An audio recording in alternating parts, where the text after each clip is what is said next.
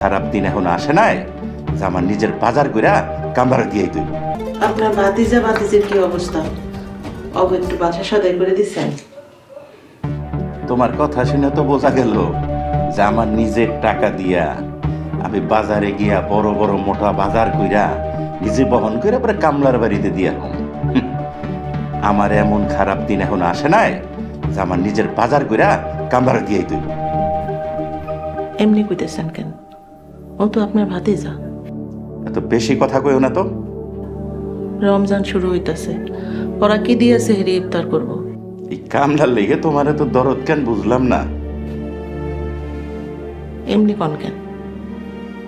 ও তো আপনার আপন ভাতিজা, আপনার ভাইয়ের পোলা।